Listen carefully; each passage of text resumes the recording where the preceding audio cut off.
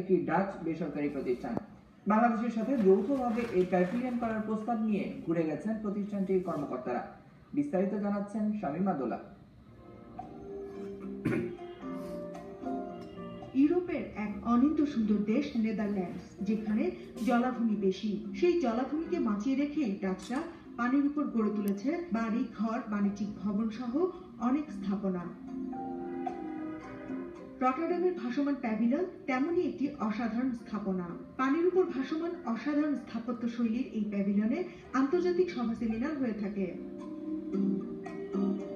ঢাকায় এমন একটি প্যাভিলিয়ন করার চিন্তা মাথায় আসে প্রবাসী এক বাঙালির। রটারডামে গভর্নমেন্টের ইনিশিয়েটিভে ওরা একটা বানাইছে।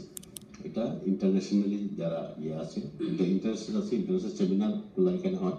ওরা দেখাচ্ছে যে কিভাবে সাস্টেইনেবল বিল্ডিং করা যায়। এটা তার নিজস্ব এনার্জি ক্রিয়েট করবে, এটা তার নিজস্ব ওয়েস্ট যেটা এটা সে রিসাইকেল করবে। এটা দেখে আমার কাছে ভালো লাগলো। তখন আমি ঢাকায় বাংলাদেশের চিন্তা করলাম যে আমরা তো ওইগুলো করতে পারি। নেদারল্যান্ডের বেসরকারি প্রতিষ্ঠান পাবলিক ডোমেইন আর্কিটেক্টের একটি প্রতিনিধি দলকে নিয়ে আসেন এই বাঙালি উদ্যোক্তা।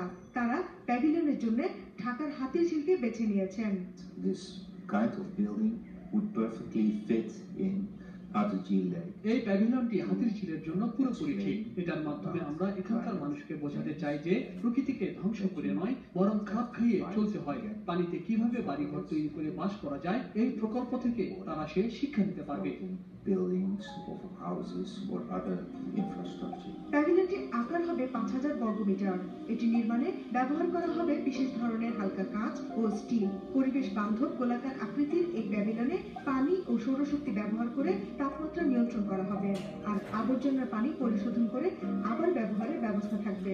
It's very interesting that it's a floating building. এই প্যাভিলিয়নের একটা মজার বিষয় হচ্ছে এটি এমন এক কারিগরি প্রযুক্তিতে তৈরি হবে যে এটি এক জায়গা থেকে অন্য জায়গায় সরানো যাবে, আর এর ভেতরে থাকবে অনেকগুলো ফ্লোর যেখানে সভা সেমিনার অনুষ্ঠিত হবে। এছাড়াও এখানে রেস্টুরেন্ট, শপিং সেন্টারও করা যাবে।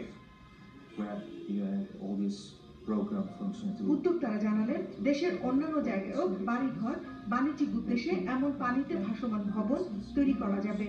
এতে অপরিকল্পিত নগরায়নে পরিবেশ ধ্বংসের হাত থেকে বাঁচবে দেশ।